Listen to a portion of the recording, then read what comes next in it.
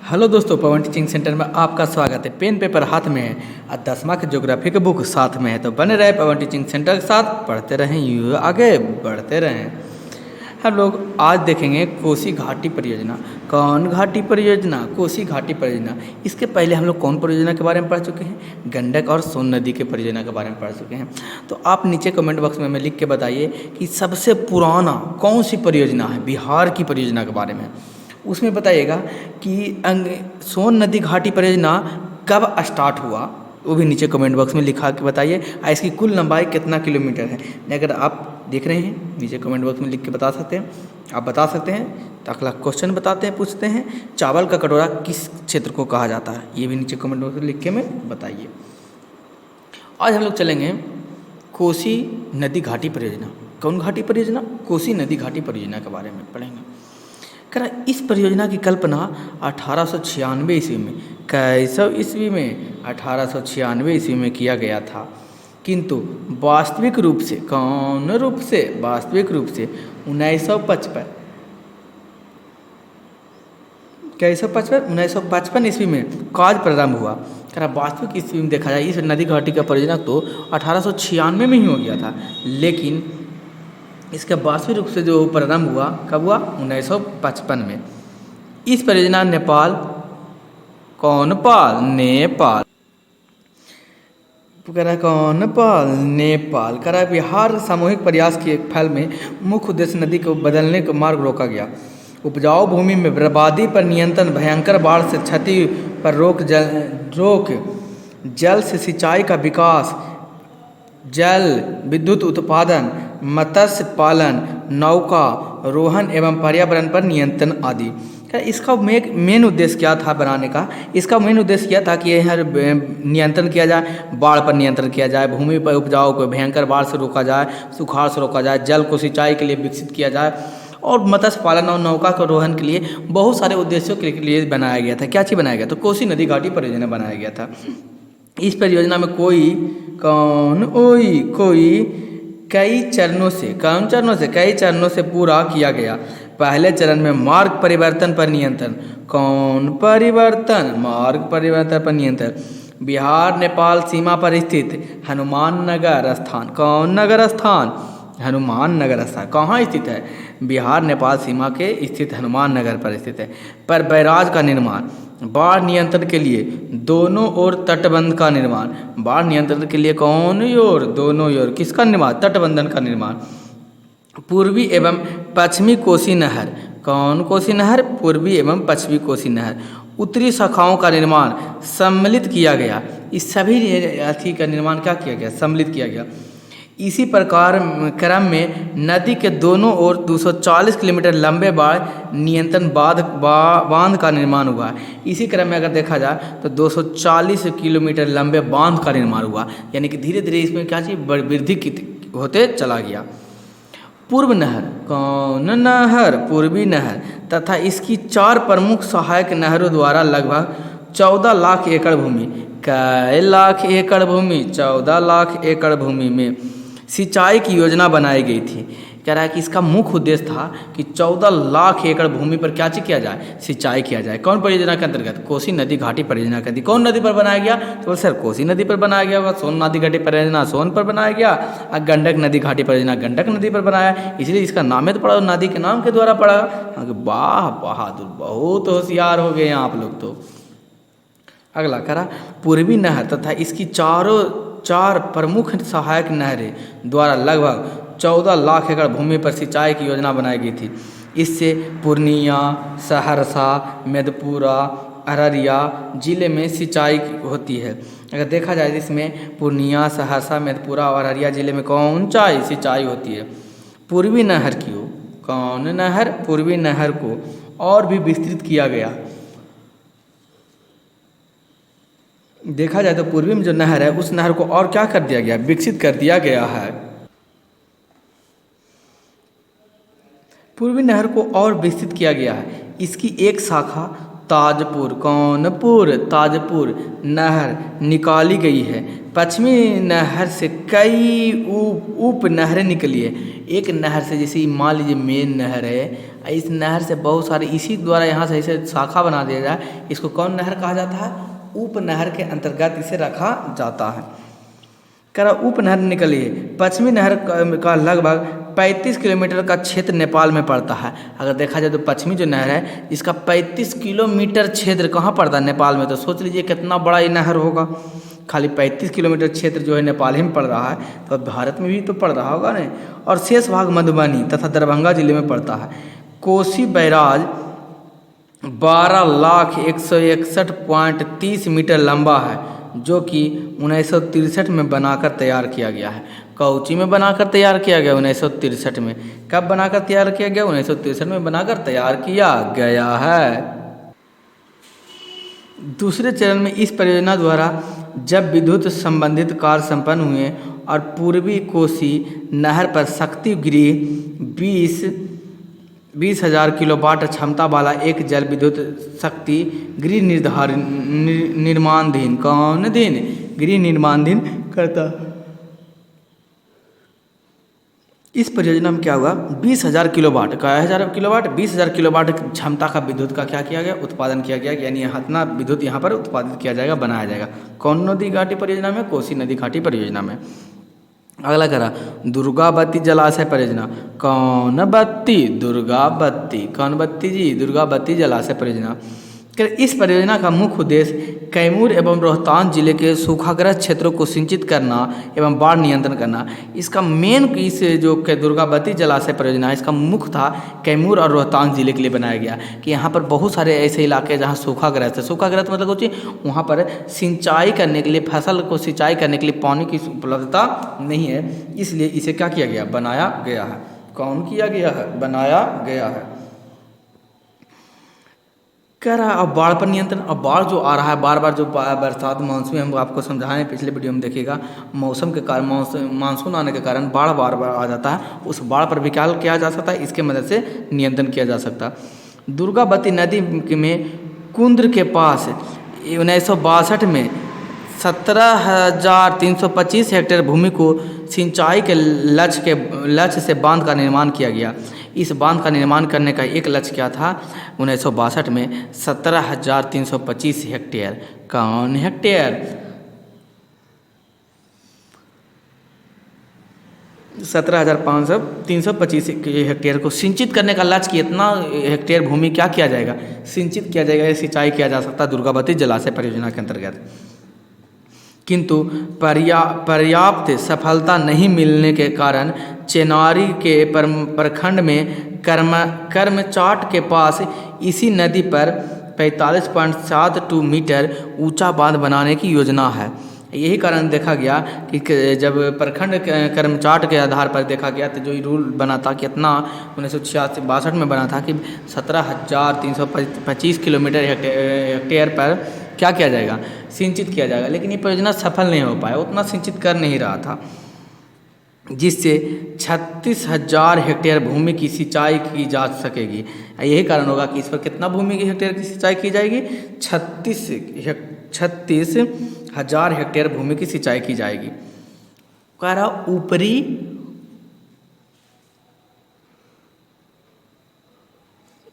ऊपरी किउल जलाशय परियोजना। कौन किउल जलाशय परियोजना? ऊपरी किउल जलाशय परियोजना। यह एक बहुउद्देशीय परियोजना है। कौन उद्देशीय? बहुउद्देशीय। कौन योजना? परियोजना। इसका निर्माण किउल नदी के ऊपर भाग में हुआ है। इसका निर्माण कौन नदी? किउल नदी के कौन भाग में? ऊपर भाग में हुआ है। इससे मुंगेर तथा लखीसराय जिले के, इससे कौन सराय? लखीसराय। मुंगेर तथा लखीसराय जिले के, कौन जिले के? मुंगेर तथा लखीसराय जिले के। इससे मुंगेर तथा लखीसराय जिले में 14,000 हेक्टेयर भूमि में सिंचाई करने की योजना, क्या चीज करने की योजना? सिंचाई करने की योजना बनाएगी।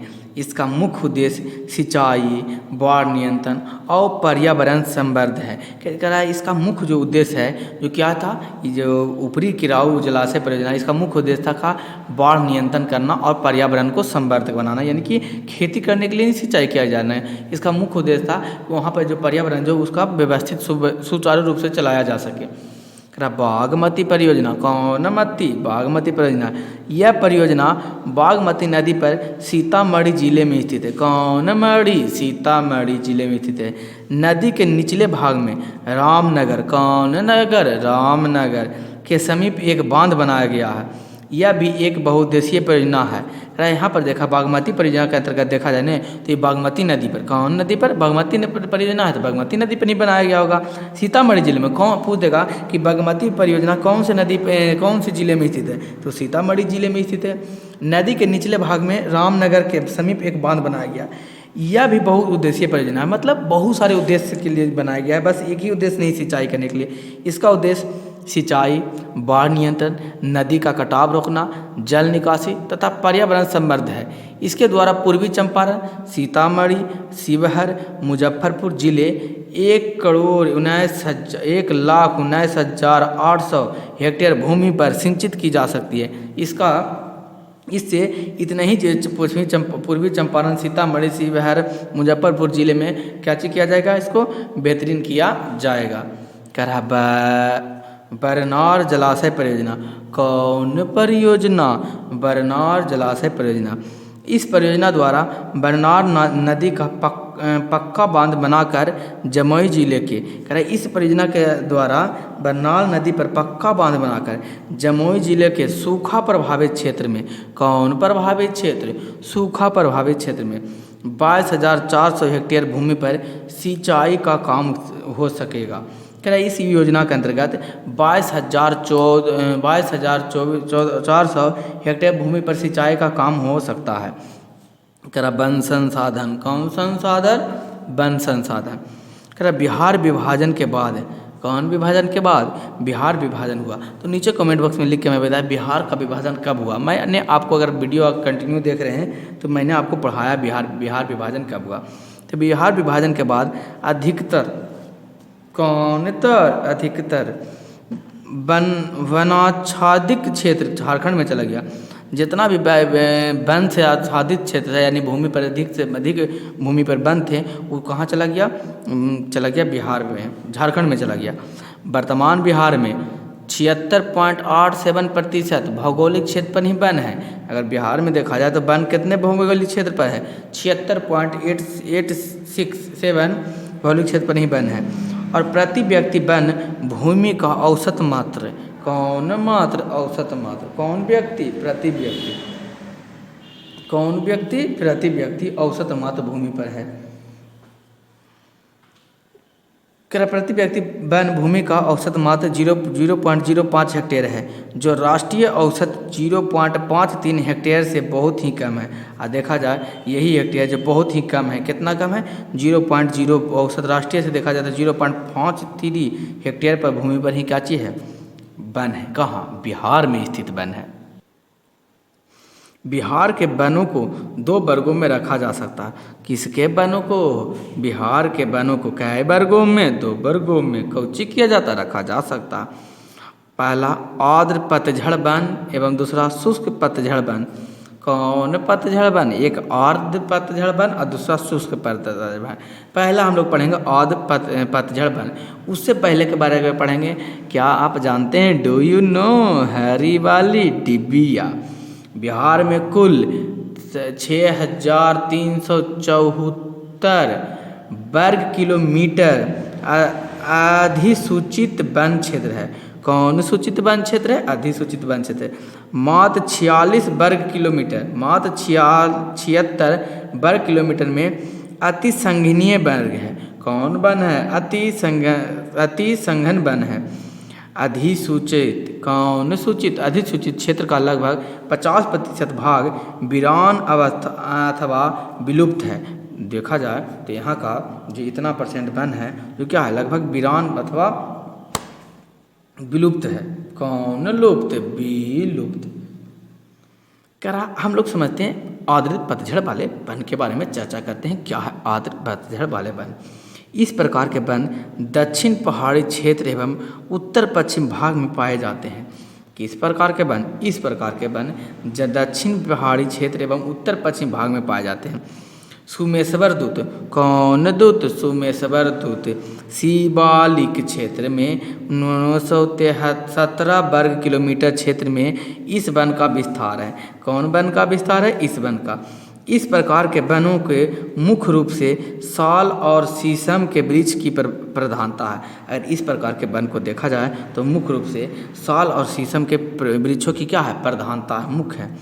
इसके अतिरिक्त बांस, सबाई घास, महुआ, जामुन, कटहल, कुसुम, केंदू, गुल्लड़, अमलतास, गम्हार, कारंज आदि के वृक्ष भी पाए जाते हैं। कह रहा है इस वन में आर्द्र पतझड़ वाले वन में कौन कौन से पेड़ पाए जाते हैं? तो बांस है जो आर्द्र पतझड़ वाले वन है, यानी कि आदि, यानी कि यहाँ पर भूमि नमी की मात्रा अधिक रहेगा। पानी में खेत में जो होता है, जो भूमि है उसमें नमी की मात्रा अधिक रहेगा, वही आदि। जहाँ सबाई घास, महुआ, जामुन, कटहल, कुसुम, केंदू, गुल्लड़, अमरलता, गंभार, कारांज इस प्रकार के पेड़ पाए जाते हैं। कौन से में? आर्द्र पतझड़ वाले वन में पाए जाते हैं। आप यहाँ देख सकते हैं बिहार में किस प्रकार से आर्द्र पतझड़ वन वाले, जहाँ टिलारी ऐसे पाया हो, वो क्या है? ये आर्द्र पतझड़ वाले वन है। तो इस क्षेत्र में है बिहार के, और इस क्षेत्र में पूर्वी चंपारण में, और इधर दरभंगा इधर है ये साइड में, यानी यार इधर इधर इधर हल्का हल्का है। शुष्क पर्णपाती वन कितना है? इस सब कौन पर्णपाती वन है? शुष्क पर्णपाती, यानी कि आर्द्र नहीं है। हमारे नमी की मात्रा क्या रहता है? बहुत ही कम रहता है। वन रहित क्षेत्र, एक कुछ वन रहित, इसमें वन ही वन है। वन मतलब आज पढ़े में लगता है तुमको मन, तो देखो बिहार में कितना प्रतिशत है क्षेत्रफल में वन, तो निकाल के हमको बता दीजिए कमेंट बॉक्स में लिख के कि कितना परसेंट पर क्षेत्रफल पर है वन।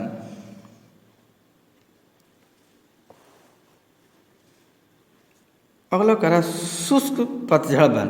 कौन वन? शुष्क पतझड़ वन।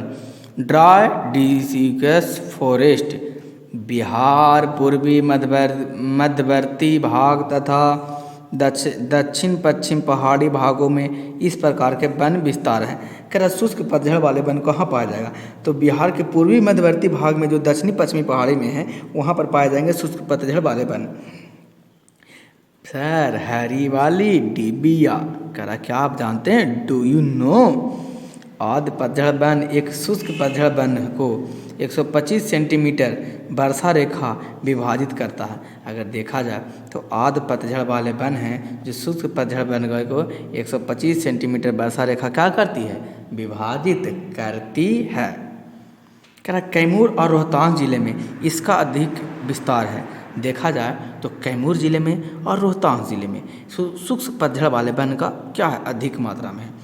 यहाँ के प्रमुख वृक्ष खैर, बहेड़, पलास, महुआ, आमलतास, शीशम, नीम, हरे आदि हैं। कहा यहाँ के जो प्रमुख वन को देखा जाए न तो बड़हेल, पलाम, महुआ, अमलता, शीशम, नीम, हरी आदि बहुत सारे क्या चीज़ हैं? वन यहाँ पर है। कह रहा बिहार में वनों का वितरण बहुत ही असमान है। देखा जाए तो बिहार में वन के जो वितरण हुआ बहुत ही असमान, बहुत ही कम। मैदानी भागों एवं दियार क्षेत्र में, कौन भागों? मैदानी भागों में कौन क्षेत्र? दियार क्षेत्र में तो प्राकृतिक वनों का पूर्ण अभाव है। दियार क्षेत्र में देखा जाने और पर्वतीय क्षेत्रों में तो जो पर्वतीय वन है इसका बहुत ही कम छोटा भाग यहाँ पर स्थित है। सिवान, सारण, भोजपुर, बक्सर, पटना, गोपालगंज, वैशाली, मुजफ्फरपुर, मोतिहारी, दरभंगा, मधुबनी, समस्तीपुर, बेगूसराय, मेदपुरा, खगड़िया, नालंदा में 1% से भी कम भूमि में वन है। इतने जिले के नाम लिए, इस सारे जिलों को मिला दिया था उसमें भी 1% से भी क्या चीज़ होगा? कम वन पाए जाएंगे यहाँ। पश्चिमी चंपारण, कैमूर, बांका, जमुई, गया, मुंगेर जिले में पहाड़ियों में भागों में वन विस्तृत है। इस सारे जिले में क्या चीज़ है? वन अधिक रूप में विस्तृत किया गया है, यानी कि कहेंगे बहुत ज़्यादा है वन की मात्रा। कृषि एवं निर्मित क्षेत्रों की विस्तार के कारण वनों का विनाश हो रहा है। अगर देखा जाए तो कृषि के निर्मित क्षेत्रों के कारण ही क्या चीज़ हो रहा है? वनों का विनाश धीरे धीरे होते जा रहा है। सबसे महत्वपूर्ण बात यह है कि यहाँ वनों के महत्व से संबंधित जागरूकता नहीं है। अगर देखा जाए तो यहाँ जो क्या है, बहुत बड़ी बात है कि यहाँ के जो संबंधित लोग हैं, जागरूकता के कारण यहाँ वन विकसित नहीं हो पा रहे हैं। लोग पता ही नहीं लोगों को कि वन की महत्व कितना है, जिसके कारण यहाँ के लोग जागृत भी नहीं है, और नहीं जागृत होने के कारण यहाँ का वन विस्तार बहुत ही कम है। इन कारणों से भी बिहार में वनों का तेज़ी से ह्रास हो रहा है, और यही सारे कारण हैं कि बिहार में वन की क्या हो रहा है, धीरे धीरे बहुत तेज़ी से वन की गिरावट आते जा रहे हैं। वनों के अभाव के कारण यहाँ वन जीव की भी कमी है। अगर देखा जाए तो वन के अभाव के कारण ही यहाँ के वन जीव क्या हैं, कम हैं। यहाँ के मुख्य वन जीवों में बाघ, तो यहाँ के बिहार, यहाँ मतलब कहाँ, तो बिहार की चर्चा हो रहा था, बिहार के वन के बारे में होगा। तो यहाँ के प्रमुख जीवों के बारे में देखा जाए ना, तो कौन कौन से हैं, बाघ, चीता, हिरन, चीतल, भालू, बनेर, सूअर, जंगली सांड, सांभर आदि हैं। ये सारे क्या है, जीव हैं। कौन जीव है, वन्य जीव हैं। अगला पक्षी में मोर, और जल जीव में घड़ियाल, सोस, मगर प्रमुख हैं।